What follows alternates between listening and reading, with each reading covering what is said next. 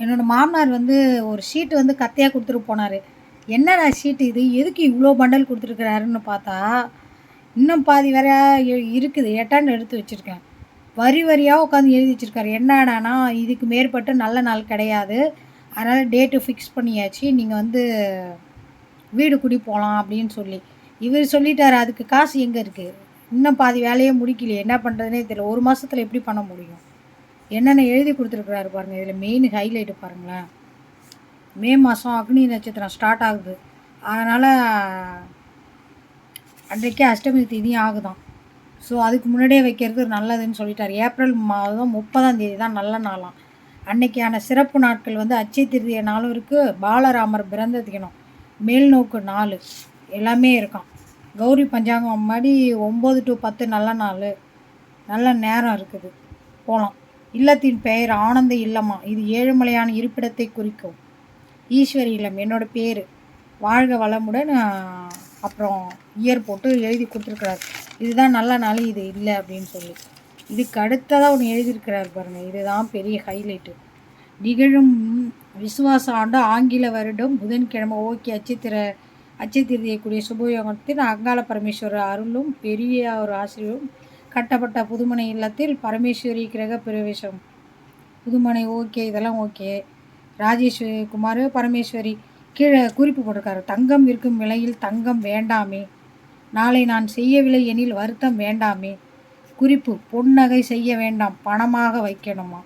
அதுவும் எழுதிட்டார் பத்திரிக்கையில். தங்கம் விற்கிற விலைக்கு எழுதுறதே நல்லது, நாம் திரும்ப செய்யக்குள்ளே அது பல மடங்குல ஆகும். அதை விட இதுதான் ஒரு ஹைலைட். இங்கே பாருங்கள், உங்கள் அனைவரையும் வரவேற்று மகிழும் அன்பு உள்ளங்கள், நல்வழி காட்டிய தாத்தா பாட்டிகள், அடையாளம் காட்டிய அம்மா அப்பா, அறம் காட்டிய ஆசான்கள், அக்கறை கொண்ட அண்ணன் அண்ணிகள், அரவணைக்கும் அக்கா தங்கைகள், அன்பு காட்டிய பெரியம்மா பெரியப்பாக்கள், சிந்திக்க வைத்த சித்தப்பா சித்திகள், மதிப்புக்குரிய மாமாக்கள் அத்தைகள், பண்பு படைத்த சம்பந்திகள், மனம் நிறைந்த மச்சான்கள், நெஞ்சம் நிறைந்த நண்பர்கள், பாசம் மிகுந்த மழலைகள். செம்மையாருக்குல்ல. ஆக்சுவலி இவர் யோசித்து எழுதினாரா இல்லை வேறு ஏதாவது பத்திரிகையிலேருந்து எழுதி கொடுத்தாரான்னு தெரியல. நான் இது வரைக்கும் பார்த்ததில்ல, உங்களுக்கு தெரிஞ்சால் சொல்லுங்கள். இவர்களுடன் தித்திக்கும் சொந்தங்களும் திகட்டாத நட்புகளும் எல்லோரும் இன்முகத்துடன் வரவேற்கும் உங்களின் ராஜேஷ்குமார் பரமேஸ்வரி. ராஜேஷ்குமார் ரக்ஷன் ரக்ஷிதா. அவர் ஸ்பெல்லிங் மிஸ்டேக்காக எழுதியிருக்கார், ரக்ஷனான்னு என் பொண்ணு பேர். இதையும் எழுதி கொடுத்துட்டாரு. அதோட இன்னொன்று என்ன எழுதியிருக்காரு பாருங்கள். இப்போதைக்கு இருக்கிற கூடி இருக்கிற வீட்டில் யாராருக்கு கொடுக்கணும், ஏன் சம்மந்தப்பட்ட சித்தால் கொத்தனாரெலாம் நானே கூப்பிட்டுக்கிறேன்ட்டாரு. ஈஸ்வரி வகையாரா ஒருவர் கூட விடாமல் கூப்பிடணுமா. அதாவது என் சொந்தத்தில் இதில் சண்டை போடுறவங்க சண்டை போடாதவங்க யாருமே கிடையாது, சொந்தம்னா அத்தனை பேர்த்தையும் கூப்பிட்டு வரணுமா. பத்திரிக்கை என்ன அடிக்கணும், 500 பத்திரிக்கை அடிக்கணுமா. காலையில் டிஃபன் என்ன போடுறோன்னு பாருங்கள். கேசரி, இட்லி, வடை, ஆனியன் தோசை, பொங்கல், ஒரு ஆளுக்கு ஒரு பூரியாம், சாம்பார் சட்னி, பூரி குருமா, கார சட்னி, முடிஞ்சால் ஒரு கரண்டி வெஜிடபிள் பிரியாணியும் வைக்கணுமா. எல்லாம் கம்மி பட்ஜெட்டில் முடிச்சிடலாமா. எங்கே போகிறது. பழம் சாம்பலாக இருந்ததுன்னா ஒரு பழம், வெத்தலை பாக்கு இதெல்லாம் போடணும், பட்ஜெட் அதிகமாகுமா. அப்போ என்ன பண்ணுறது. இங்கே பாருங்க, பத்திரிக்கையோட விவரமா. இங்கே 500 பத்திரிக்கை போகணும், இங்கே இந்த ஊருக்கு 200 பத்திரிக்கை போகணும், நேரில் அவங்க அம்மா கூட போய் பத்திரிக்கை வைக்கணுமா என் வீட்டுக்காரரு. தட்டு வரிசையோட இதுங்க வந்து அம்மா வீட்டுக்கு போகணுமா, அவங்க சொந்தத்துக்கு. இந்த மாதிரி சொந்தத்துக்கு கணவன் மனைவி 2 பேரும் போகணுமா. சில சொந்தங்களுக்கு கணவன் மனைவி 2 பேரும் செல்லணும். அதுலேயும் தட்டு வரிசையோடு சில இதுக்கு போகணும், கணவன் மனைவி 2 பேருமே. யார் யாருக்கு எவ்வளோ பண்ணணும் எல்லாத்தையும் எழுதி வச்சுருக்காரு. அது கூட பரவாயில்ல, இதுக்கு நான் எங்கேருந்து போகிறதுன்னு தெரியல. நண்டு இந்த என்னத்த சொல்கிறது, இந்த ஒரு பேர் என்ன, வடிவேலு கவுண்டமணி ஒரு இதில் சொல்லுவானே, என்ன கொசு ரத்தம் என்னும் அது இதுன்னு கிடைக்காதெல்லாம், அந்த மாதிரி இது இருக்குது.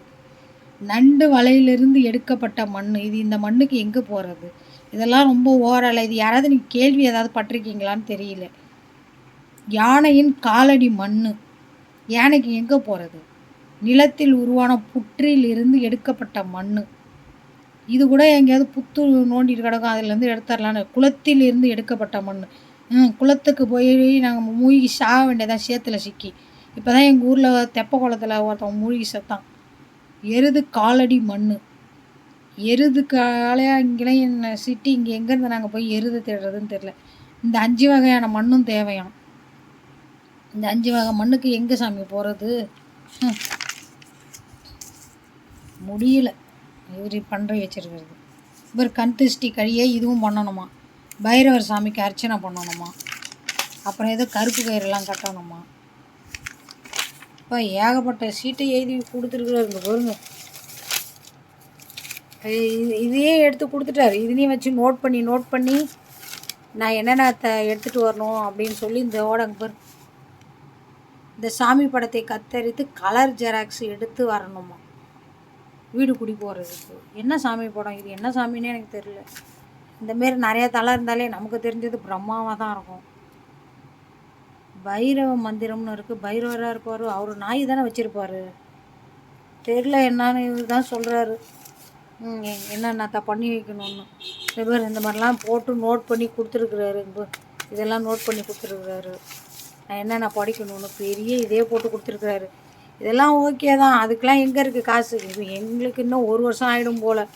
கரண்ட் இழுக்கலை, தண்ணி இழுக்கலை, அதனால் அப்படியே இருக்குது. இவர் எல்லாத்தையும் முடித்து கொடுத்துட்டாரு. இதெல்லாம் பண்ணுங்கன்னு சொல்லிவிட்டு எல்லாமே எழுதி கொடுத்து கரெக்டாக முடிச்சிட்டாரு.